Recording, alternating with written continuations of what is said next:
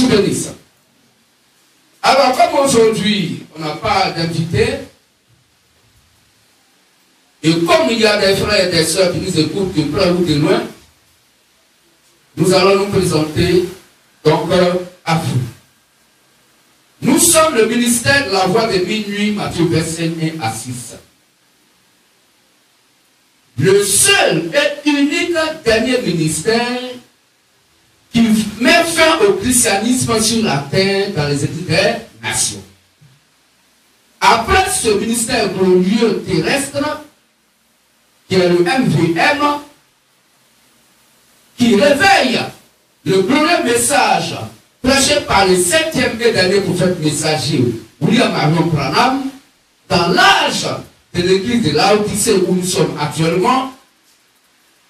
Après le réveil de ce glorieux message, le MVM, par la prédication du même message d'Abraham que le MVM a reçu par une révélation, sans avoir consulté, sans avoir lu les brochures du message d'Abraham, sans avoir allé dans un lieu de prière pour écouter donc les prédicateurs du message d'Abraham, mais ayant reçu donc ce message que Abraham a prêché par une révélation, après le réveil donc des 10 vierges, le MVM, par sa prédication, c'est pas donc les vierges folles, des vierges sages.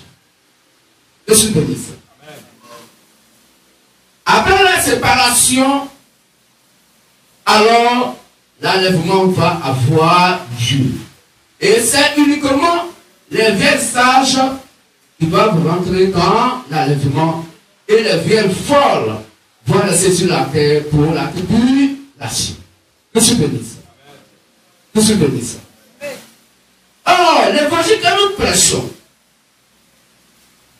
cet évangile a été déposé comme fondement dans les mains des disciples de Jésus le Christ, les 11 apôtres de Jésus le Christ, y compris l'apôtre Paul, qui est donc le premier prédicateur de l'Église des nations concernant l'âge de l'Église d'Éphèse, où Paul est donc le premier prophète majeur messager de cet âge de l'Église des nations.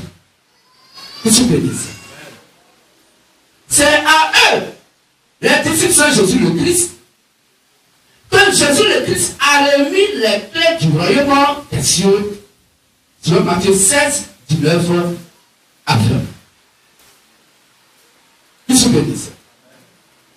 Il dit, je te donnerai les clés du royaume des cieux. Car tu es pierre, sur cette pierre, je bâtirai mon église. Donc Jésus-Christ a sur la terre son église et non ses églises. Il y a une seule et unique église que Jésus-Christ reconnaît sur la terre. Et non des églises. Car l'église de Jésus-Christ est reconnue sur une base bien précise. Et que toute personne ou toute assemblée d'église qui vient du vrai christianisme, à savoir du Seigneur Jésus le Christ, reconnu par le grand maître béni Seigneur Jésus le Christ, qui est l'église de Matthieu 7, 18 à 19, tous donc ces assemblées d'église doivent avoir le même langage, le même esprit, donc la même prédication, le même évangile.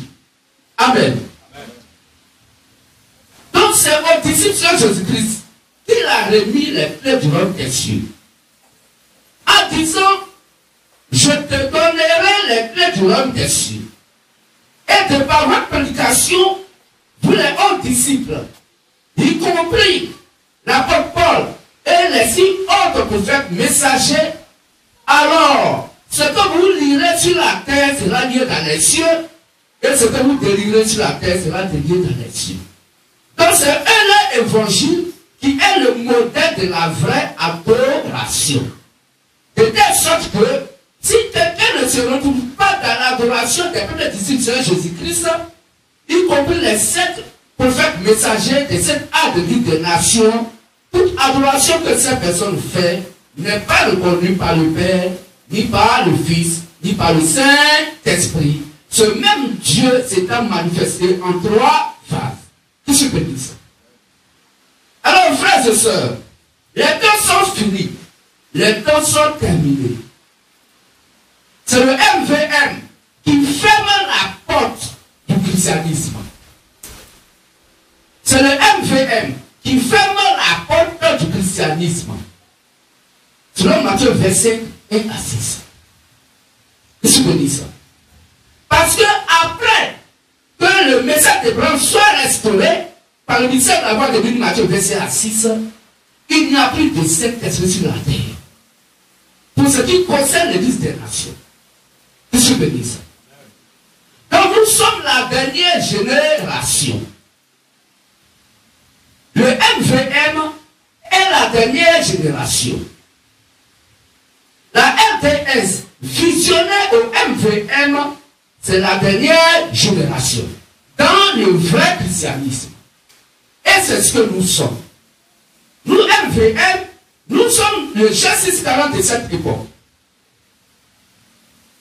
Le G640 dit, la volonté de mon Père, c'est quiconque voit le Fils et croit en lui, ne peut point, mais est la vie éternelle. Qu'est-ce que je veux dire ça? Donc aujourd'hui, si tu penses être chrétien et chrétienne, et être dans le vrai christianisme, il faut croiser le MVM. Il faut écouter le ministère de la voix de minuit, Matthieu, verset 1 à 6. Car c'est le ministère de la voix de minuit, Matthieu, verset à 6, qui est le Fils à cette époque, qui est la volonté du véritable et réel Dieu, la volonté positive du véritable et réel Dieu. Qu'est-ce que je veux dire? C'est le MVM qui est le Fils d'Abraham 12, qui est né et qui doit rentrer dans l'enlèvement. Qu'est-ce que je veux dire ça? Parce que Satan est en colère, armé d'une grande colère et cherchant qui détruit. Qu'est-ce que je veux dire ça?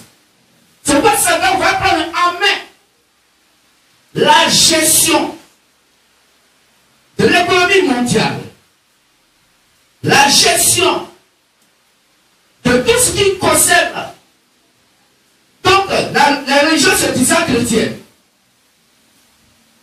la gestion de toutes les politiques donc, qui puissent se trouver sur la terre. Qui se bénissent. C'est le temps qui arrive et c'est le temps dans lequel nous sommes et nous voyons déjà les prémices de ces choses.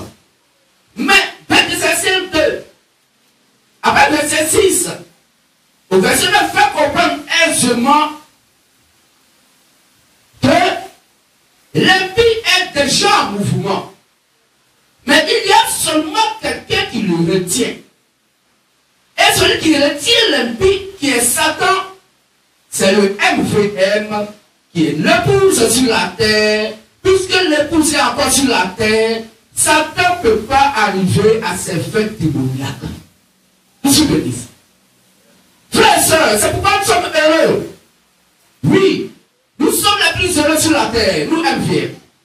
Parce que notre présence sur la terre freine Satan. Et il ne peut rien faire tant que l'épouse a ses deux pieds sur la terre. C'est après l'enlèvement de l'épouse que la terre va connaître ce qu'on appelle le malheur. C'est pourquoi tu peux dire, malheur à toi, la terre et la mer, car Satan est descendu vers toi, armé d'une ardente colère. Qu'est-ce que je peux dire ça? Frères et sœurs, que les gens croient qu'ils ne croient pas, leurs yeux verront la Bible s'accomplir, car la Bible s'est toujours accomplie, elle s'accomplit à nos yeux, et elle va donc s'accomplir dans le temps à venir. Qu'est-ce que je veux dire ça? Qu'est-ce que je veux dire ça? Alors, frères et sœurs, nous sommes le ministère de la voix de minuit. Matthieu verset 1 à 6, qui n'a rien à voir avec de minuit de Kabou Philippe. Non. Loin de là. Nous n'avons rien à voir avec un certain ministère créé par pensée humaine de Nakla Moïse, appelé ministère de la révélation de l'épouse. Non. Parce que tous ceux-là sont des usurpateurs de titres. Nous sommes le vrai Matthieu, verset 1 à 6. Et les autres veulent s'accaparer. Matthieu, verset 1 à 6. Pourtant, ils ne sont pas l'essence même de Matthieu, verset 1 à 6. Vous souvenez ça. Mais, quand un ministère est vrai, il faut que le faux se manifeste et cherche à détruire ce ministère pour dérober les cœurs des fils et les filles du véritable et réel Dieu pour les amener à la fausse adoration. Pourquoi? Parce qu'il faut anéantir, il faut détruire la feuille de route que Christ a confiée à un seul individu sur toute la terre. Et si Satan va faire cause commune avec tous ces mauvais anges, avec tous ses fils et ses filles, pour attaquer la vérité, parce que le seul rôle que le mensonge a la capacité de faire, c'est de détruire la vérité. Vous souvenez ça? Or, Christ est la vérité de par sa parole sur Jean 17, 17, et que Satan lui-même ne se tient pas dans la vérité, parce qu'il n'a point de vérité en lui sur Jean 8, 44. Vous souvenez ça? Vous souvenez ça? Amen. Alors, frères et sœurs, aujourd'hui, voici donc le message que notre Dieu nous donne. Après nous avoir donné ce dimanche passé Satan l'auteur, et que nous avons fait comprendre que Satan n'est pas auteur de tout ce que nous arrivons à amener sur la terre, mais c'est notre Dieu qui permet cela et qui donne ordre à Satan pour venir donc manifester les nouvelles choses, pour nous frapper, parce que Dieu aussi châtie ses fils et ses filles. Il châtie celui qu'il aime. Qui se peut dire ça? Pour éprouver notre foi, pour voir quel est notre attachement vis-à-vis de ces Écritures, Dieu le fait de cette manière. Il le fait aussi, surtout, pour pouvoir donc nous apporter la bénédiction dans les temps aussi à venir.